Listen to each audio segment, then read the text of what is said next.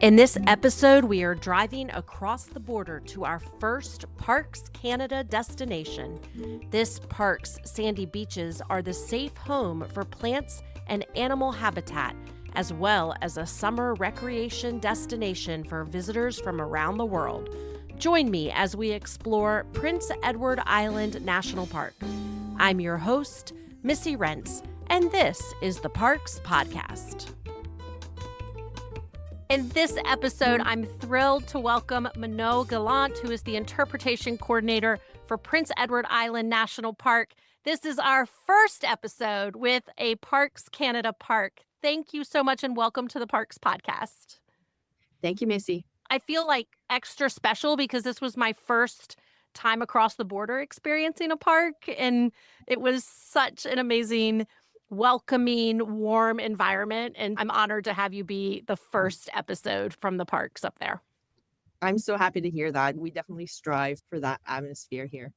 We start every episode with park stats, so I'm going to go through what I researched, and if I've made any mistakes, just feel free to pop in and correct me. Will do. The park is located at Dalveigh by the Sea, Prince Edward Island, Canada, though there are elements of the park that expand throughout the island. It was established in 1937. The park size is 5,440 acres. Its highest elevation is 142 meters, which is 466 feet. And some interesting facts, the theme of the park is the sea, people, and the changing landscape. It's home to the Cove Head Lighthouse that commemorates the Yankee Gale, which was a marine disaster in 1851, where 150 sailors from New England, a fishing fleet, perished, and many of them are buried within a cemetery inside Prince Edward Island National Park. It has 10,000 years of history, inhabited by Aboriginal people, the French, Acadian, Scottish, Irish, and English, and is considered a Canadian import bird area. It's home to the piping plover, which is an endangered bird, heron, duck, fowls, falcons, eagles, and so many more. And you'll also find coyotes, red foxes, raccoons, minks, and more in this wonderful park. I loved it. Absolutely loved it. I'm giddy now. I was there a year ago, and I'm still giddy about my experience. I grew up on Anne of Green Gables. And on the books, Anne of Green Gables. Yes. My grandmother gave them to me, and the movies were delightful, so I've always romanticized this part of the world, and it didn't disappoint. For sure, it didn't disappoint.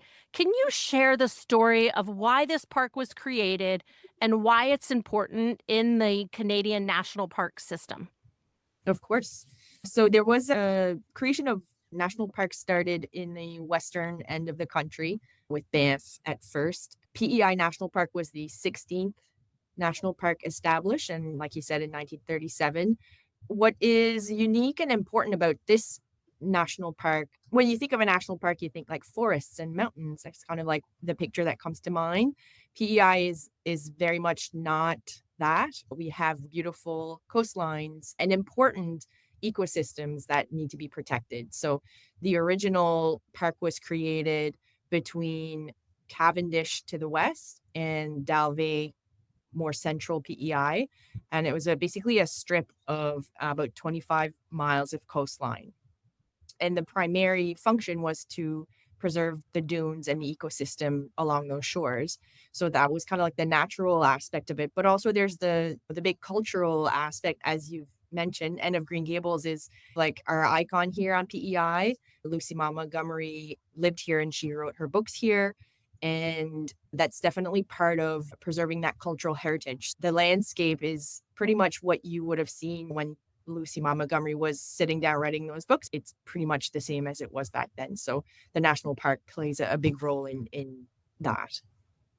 And Prince Edward Island National Park, I think you have multiple locations and Yes. throughout the island, and some of them are historic sites. And one thing I wonder is in the U.S., in the U.S. park system, seashores, parks, monuments, historic sites, they're all under the national park umbrella. Does it work similarly there, or are the historic sites part of Prince Edward Island National Park? They're separate. We have an overarching field unit here on Prince Edward Island, and the national park system and the natural historic sites fall under that same operation umbrella, but we are separate. So you have the national park that has historic sites on it. So like Green Gables to the west in Cavendish, Dalvey by the Sea, that's a historic site, more central. They are within national park boundaries, but they're operated separately as national historic sites, Okay. if that makes sense. It does. Yeah, yeah. Does. And you're right. Like I think if you look up just PEI National Park, you'll see Alve as the main site, but really it's pretty much the entire north shore of PEI, what we call the North Yeah. Shore, from Cavendish all the way to the west, all the way down to North Rustico, and then you have to go inland again, and then Brackley Beach to Dalve. So that was the west to central end. That was the original section of the national park. In 98, they added the Greenwich part. Did you make it up to Greenwich? I did not. Ooh, okay. You'll have to Big come miss. back. Okay. Uh, Not hard to uh, twist my arm on that. yes. So officially, we have three sections of the park: the western end, the central end, and Greenwich to the east. And we're working on doing some episodes on some of those historic sites. We're Yes. gonna do some episodes on several of these historic sites, but one that is not on the list is Dalve by the Sea. It's a Mhm. stunning spot. Can you just, because so many people will not be familiar with it, can you just explain what that is? Yes, so Dalvey House is like the anchor, one of the anchors, we like to say, Green Gables being one, Dalvey being the other. It's a former summer home of an American oil magnate. It was built in the late 1800s, kept as a summer home for this man and his family for about 20 years. It sold and changed hands several times and was run as a hotel kind of through over the years. It was purchased by the government the year before the park was created, the provincial government, and then the federal government purchased it as part of the creation of the national park. It's now still run as a hotel, a historic hotel by a third party. And visitors are welcome to go and check out the lobby. It has a grand fireplace and some really cool architecture from the time period. One of the things, again, back to my like romanticizing this region, but I think it deserves it. There's also Adirondack chairs down by the water in Yes, front of it. And people were sitting out there covered in blankets. And it was just like quintessential Prince Edward Island moment with the sea and the tall grasses and the Adirondack chairs. It's really a stunning place. And is it within the park limits? it Yeah. is. Yeah. I've met a few couples last year staying at Dalby, and they've been coming back for 30 plus years. This is where they come every single year. So it does have a special place in a lot of people's hearts. Yeah, yeah. And so that you've got a lot of what about some of the conservation and environmental efforts of the park? What are you all working on? Dune preservation, dune restoration, like the dune habitat is always a big item on the agenda, especially in the last few years. We had a hurricane 3 years ago. So that kind of took a large chunk of the coastline. There had to do quite a bit of restoration there. Are endangered species and different things. We have several portfolios. That was definitely something that came along and interrupted everything.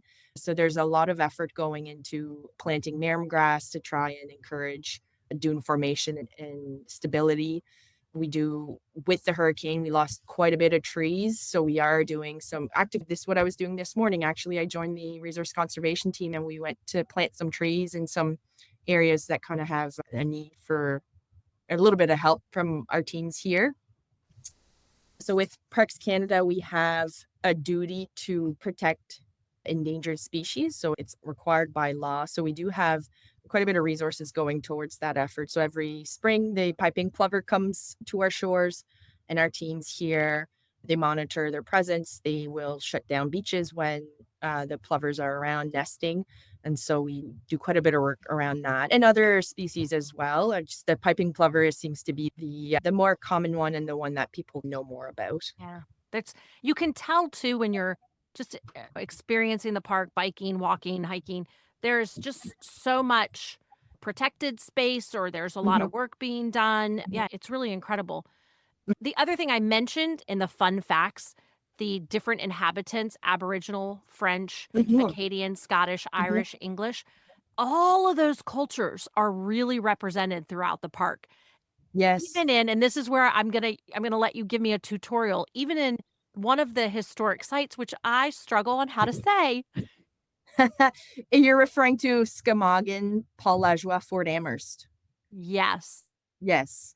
The site is called Skamagan, Paul Lajoie, Fort Amherst. So it's a trilingual name, and it references the historical timeline of the place.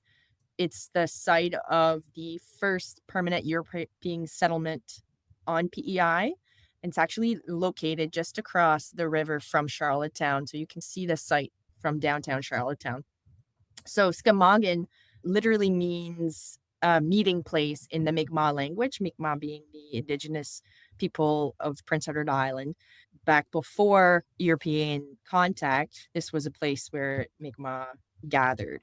The French were first to establish a colony there. They called it Paul Lajoie, Port Lajoie, in 1720. And that port fell to the British in the 1750s and became Fort Amherst. So the Parks Canada partnered with our Indigenous partners here on the island and have done a really good job at telling the story of the history and the culture from multiple perspectives with signage in all three Yeah. languages. Yeah.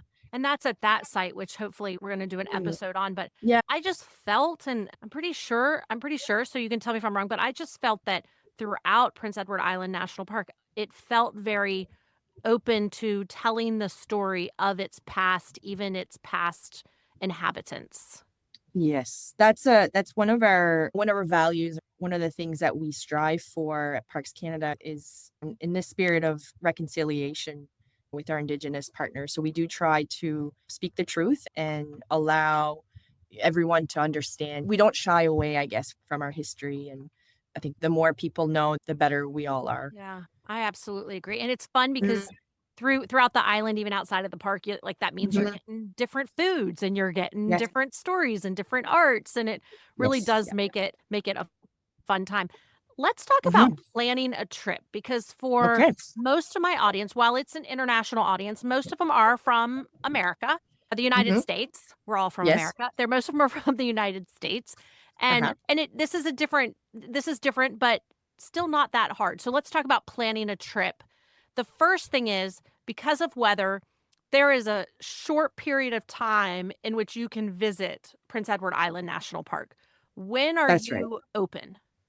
So we are operational from early June to mid-September. That doesn't mean you can't come at other times of the year, but that's when our bathrooms are open. We have staff on site to help answer questions. We have programming from July to early September. So that's when there's more going on.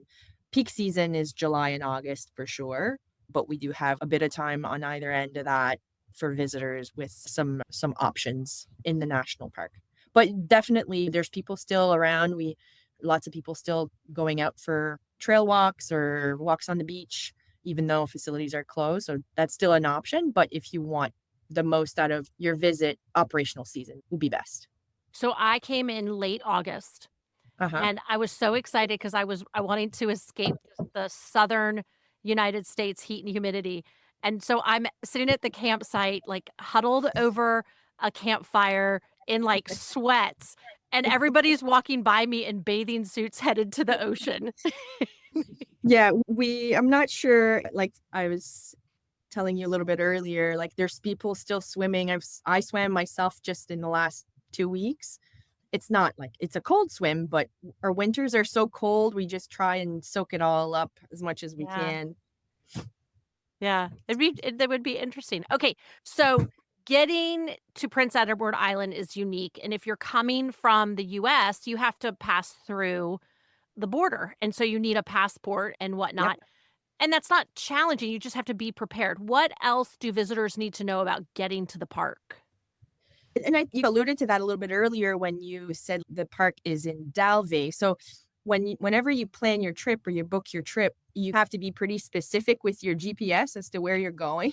We've had lots of visitors be like, I ended up in Cavendish and I wanted to be in Dalve. So being specific about where you are with your GPS or your phone is going to go a long way. But basically, even then, like you're never more than half an hour from the national parks. For example, if you're staying in Charlottetown, you're about 20 minutes outside of Brackley to Dalve, maybe a little bit further to Cavendish, and then maybe 45 minutes to Greenwich. So it's all pretty easy to drive. But yeah, that would be the biggest tip is just being specific about where you're going with your search. And I'll just add as the person who came from the US to get there. Yeah. For me, I crossed the border in Maine, and you can Mhm. take the ferry or the bridge to get there, but you're gonna Mhm. need a passport, and then I was traveling with a dog, and so that adds a little bit of a complication because you need to have your vet records printed from your vet, and they need to physically sign it, so it can't be like a digital signature. And so that's just something that, first of all, check both the Canadian and US customs and immigration websites because it might change, but that's what it took for me. So it just took some planning and updates on making sure I had my passport and making sure I had everything for Tootsie, my dog, as well. Yes, if you're traveling with a dog, it does make things a little bit more complicated, but certainly worth it if you want to bring your pet with you. Yes. Okay, let's talk about they get there. Now where are they gonna Yes. stay? What are the different lodging options at the park? So it within the park, we have 2 campgrounds, and most are just your regular camping sites. We do have a handful of bunkies, another type of accommodation we call authentic. Basically, it's just a big platform with a tent and some bunks. Basic, but it's comfortable. You're dry, so that if not a super avid camper, it's a good introduction. Other than that, there's the Dalve Hotel that can be booked. You can stay within the national park, but that those are really the only accommodation inside the park. There are dozens of hotels and particularly cottage businesses in and around the park. Not sorry, not in the park, around the park. So there's lots of options, but I would book as early as possible. Camping books out pretty quickly, as do cottages. So it's a good idea to plan in advance. And we're in October of Mhm, 2025, and this is mhm. the perfect time to start planning. I have to tell you, your campgrounds are far from standard. They are Okay, tell so me. nice. And somebody had told me when I was started camping, "Oh, you need to go to Canadian parks. Their campsites are incredible." These Okay, campsites are large, though I stayed at Cavendish, and so it was okay. a large campsite and super tall grasses, so it gives total privacy, and there's electricity, and there's water at some of them, and there's great bathhouses, and they are spectacular national park Wonderful. campgrounds. Wonderful. Our booking system goes live in late winter. I don't have the exact dates, but they're usually announced on our websites or on our social media. They basically go live and things book up like instantly. So Yeah. that's a little tip. Follow along our social media to find out when the campsites are open for bookings. But I'm glad you had a good experience. It is a beautiful campground. Oh gosh, yes. And the community, it Mhm. really does feel like nothing has changed. Like the island seems to have, while grown and developed, still kept the charm. So there are a lot of those cottage hotels, or there were a couple that you had the cottage hotels and then they had one campsite or something like that. There's a lot of Mhm. opportunity if you don't get into a campground. Okay, what can people do when they're visiting the park? There's tons to do in the national park, but this being a coastal region, your main activity is going to be the beach.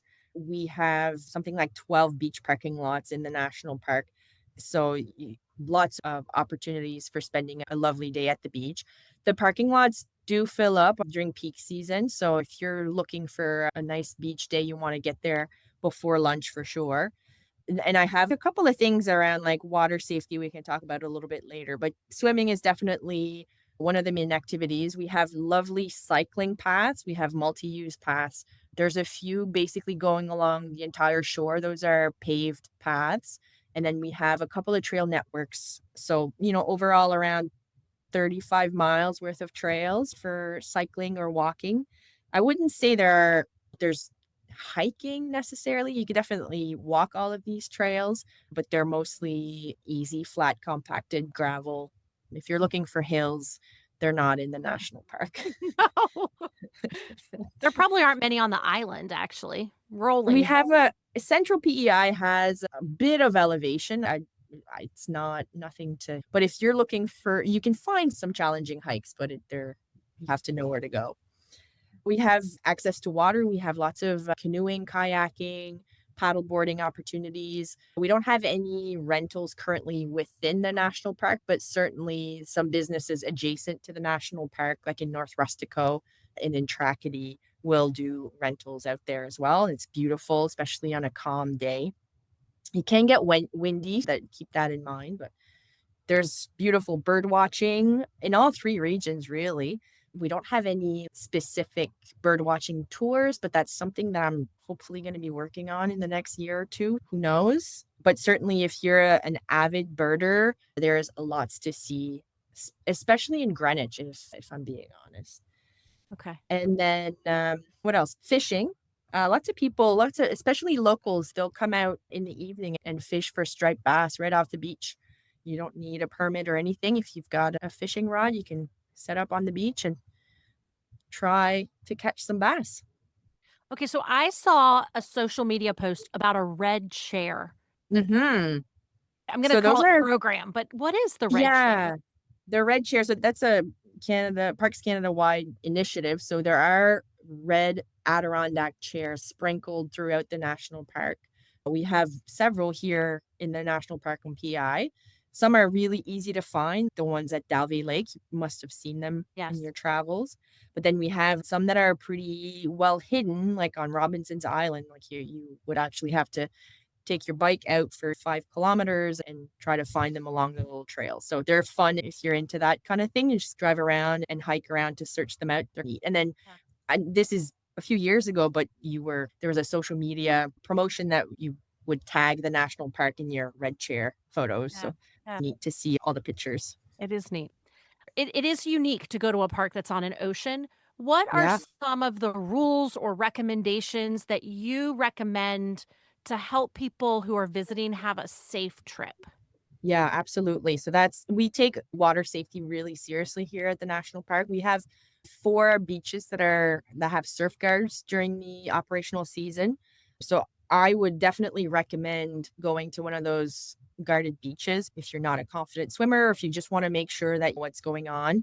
The ocean conditions here change pretty drastically from one day to the next, just depending on how the wind is blowing. One day, if we have a south wind, it could be calm as a mirror. And then a few days later, if we've had some north winds, there can be some pretty wild surf with some rip currents. So it's always best to check with surf guards.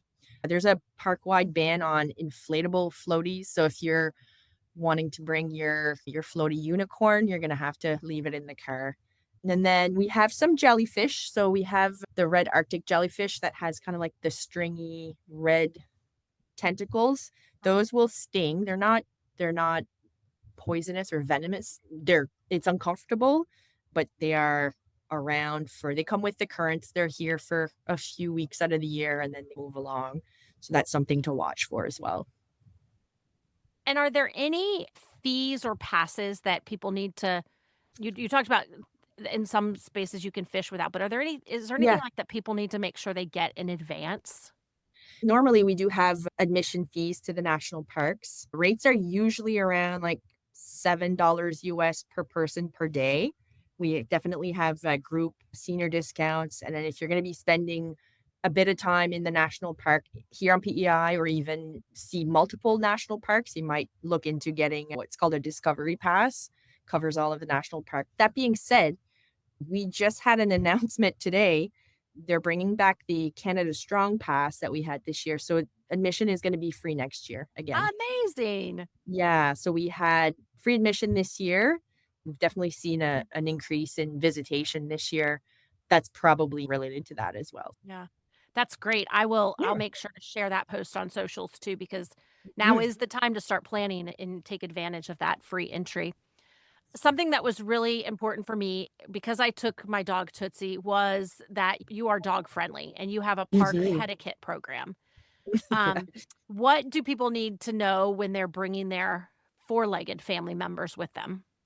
We love dogs here. We love them in the national park. We do have some strict rules about animals, domestic animals on beaches. So basically, between April and October, they're not allowed on beaches. And that's to minimize wildlife and domestic animal interactions. And the piping plover being endangered, that's one of the main reasons, but also other wildlife and as well for visitor safety. So, in terms of other etiquette or other pieces of advice for having a good time with your dog. You want to keep your dog on a leash at all times and avoid wildlife interactions as much as possible. All the general rules, picking up after your pet. And I would advise you to check before you go. For example, not all places are necessarily going to be pet friendly, and you know your dog better if you're going into a really crowded area, depending on how your dog is. Just be aware of that. And if you're looking for beaches, a lot of visitors come and they're disappointed that they can't go on the beach. There's a pet friendly beach not too far from the national park, pretty much anywhere you are. Just ask one of the friendly parkies that you encounter and they'll be happy to direct you. One thing I went on this lovely walk down the Mm, main drive with Tootsie, but mhm. and but you also have they're not allowed on the beach, but you have set up these really great areas with a bench and a picnic table. I think it had a picnic table. And it was Mhm. before you went down the stairs to the beach. And we just sat there and still got to watch and just soak up Good. being there. Even if you have your dog and you can't go on the beach, there are ways to still sit and you're not gonna be able to go swimming, but you're gonna be able to sit and just observe and watch, and it was a very busy day for the birds, and there are really lovely ways to enjoy the park with your dog. Absolutely. Dogs are welcome pretty much anywhere. Humans are welcome, just not on the beaches. So all the trails, the boardwalks, lots of opportunities to spend some time with your four-legged friend inside the park. So, what is this happening at Prince Edward Island National Park, or what do we have to look forward to? Ooh, that's a great question. For myself, in my role as the interpretation coordinator, so we're looking back at this past season and seeing what went well and what we can improve on. So I'm looking forward to maybe bringing in some new interpretive programs for next season, knowing we're probably going to have another high visitation year. What are people interested in? What were our good programs and where can we really help people get the most out of their visit from when they're visiting the national park. So that's something I'm working on. We have free visitation, which is was just announced today, so that's exciting. And then just the general ongoing work. You might not see them, but our teams are always hard at work trying to keep everything nice and clean for everyone, and visitor safety is always top of mind as well. So we're already gearing up for next year. I know this season just finished, but we're definitely thinking ahead and trying to prepare for another successful year. It's so exciting. So, we wrap up every episode with a speed round of questions. Just answer with what first comes to mind for you. What is your earliest park memory? I grew up near Kushiboguak National Park, which is in New Brunswick. So my earliest memory would be driving through the forest, like the winding road through the forest. It seemed like it was going to take forever, but it was just so beautiful. And then we'd finally get to the campground or the beach, and it was just such an adventure, just even driving through. What made you love the parks? As a kid, it was just like the adventure of it and being in nature. I've always loved being outside. As an adult, I can appreciate now more the conservation efforts and just having a place that's untouched and natural, and you can just sit and connect with nature. What is your favorite thing about Prince Edward Island National Park? Ooh, the Greenwich Dunes Trail. So a beautiful walking trail in Greenwich, in the Greenwich section of the park. Kind of wind through some open fields into the forest onto a floating boardwalk, and you end up climbing over this giant sand dune. It's just wonderful. I never ever tire of it. What is your favorite thing to do at Prince Edward Island National Park? Oh, okay. I actually live about 5 minutes from Dalvey. So my favorite thing to do on a regular basis is just get up early and go for a beach walk or even just sit and read a book before the hustle and bustle. That's my favorite. What park have you yet to visit, but it's on your bucket list, and why? In Canada, Gros Morne National Park in Newfoundland. I've seen pictures. It just seems like such a drastically different world with the fjords and the mountains. It just looks incredible. That's definitely on top of my bucket list. What are 3 must-haves you pack for a park visit? Here, PEI summer, you want sunscreen, water, and a beach towel because you're going to go in the water. What is your favorite campfire activity? Telling stories, like just like chatting. People are, I don't know, more open when they're watching a fire, and just I like to hear what comes out around a campfire. Tent, camper, or cabin? Ooh, I'm gonna say camper van. I'm very jealous of your setup. I don't own one, but that is definitely my goal, is to own one of those and drive around the country. Are you hiking with or without trekking poles? Without, there's zero elevation here. No need. What is your favorite trail snack? Ooh, a really good trail mix. It has to have cashews, dried cranberries, dark chocolate. What is your favorite animal sighting? Fox kits playing on the beach. Special mention to the bald eagle. What is your favorite sound in the park? Those morning beach walks, like usually the water's pretty calm and just that gentle wave lapping on the beach. And what is the greatest gift that the parks give to us? Hopefully, just ongoing preservation, protection, and presentation of the most beautiful places in our country, just for future generations. Thank you so much for being part of the podcast, for teaching us about Prince Edward Island National Park, and letting me relive a spectacular visit up there. My pleasure. This was fun. Thanks so much for listening to this episode. Until next time, we'll see you in the parks. Thanks for listening. If you enjoyed today's episode, please be sure to like and share on your favorite podcast platform. Music for the Parks podcast is performed and produced by Porter Hardy. For more information, please follow us on Instagram at The Parks Podcast or visit our website at theparkspodcast.com.